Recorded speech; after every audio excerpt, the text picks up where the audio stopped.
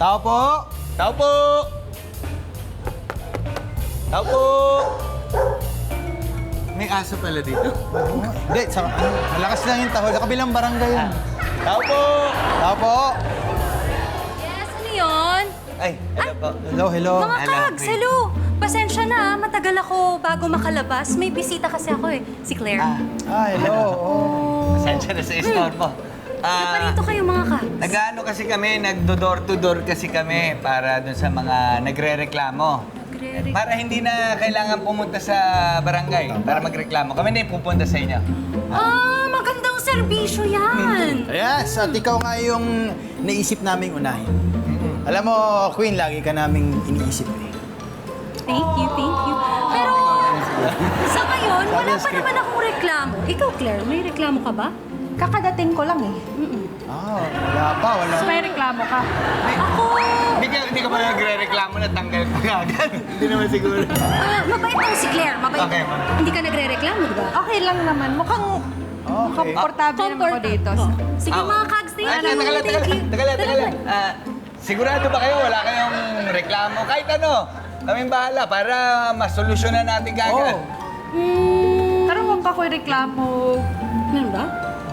Kung tulog adlaw siguro, basin na ako mareklamo masulti at tiyata mo. Ay, wala kaming reklamo. Sorry mga kags, thank you. We appreciate it. Thank you. Hindi, sandali lang.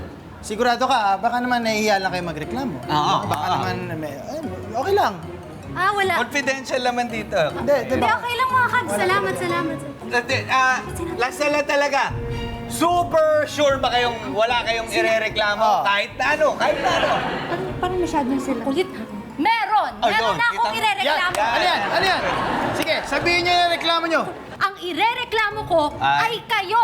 Ayaw niyong tumigil eh. Sinabi ko na nga sa inyo na may bisita ako. Inaalagaan ko. Ang tagal-tagal niya bago makadating, galing pa siya ng Cebu. Sige, Queen. Sige na, Queen. Pasok na kayo sa loob. Okay na. Nilulong na sa amin. Sige. Sorry, pasensya na. Sorry. Sige na. Ayan, okay. Na-solve na natin yung reklamo niya. Okay na yun. At least, okay na. So, pumunta na lang tayo dito sa mga contestant natin dahil dito, parang wala rin reklamo pero tanungin na lang din natin. Tanungin na natin. Let's go! May reklamo ka? Wala pala. Okay. Mukhang wala naman.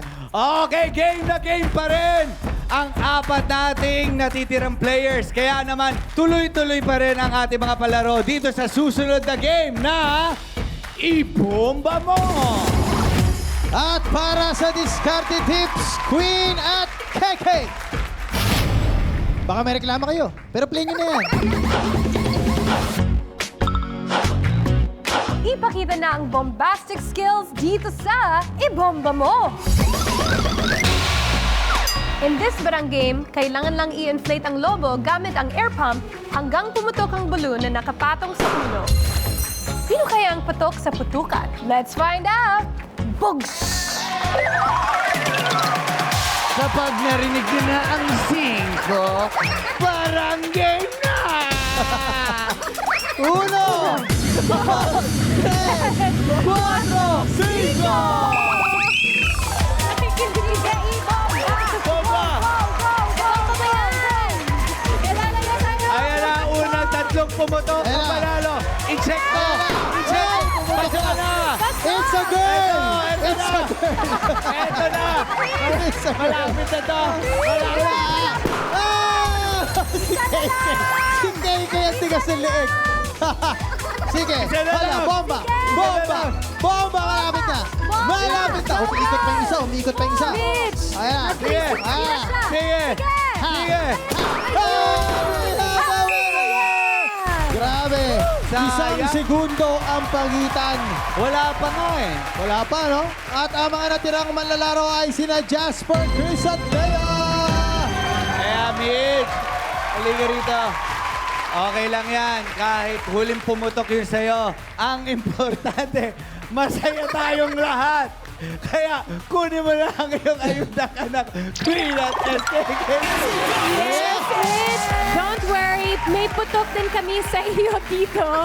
Na may paayuda kami sa iyo na Go Queen! Meron ka pa rin 3,000 pesos! 1,000, 2,000 and 3,000 pesos. Congratulations pa rin sa'yo, Mitch. Mag-practice ka lang sa bahay, okay?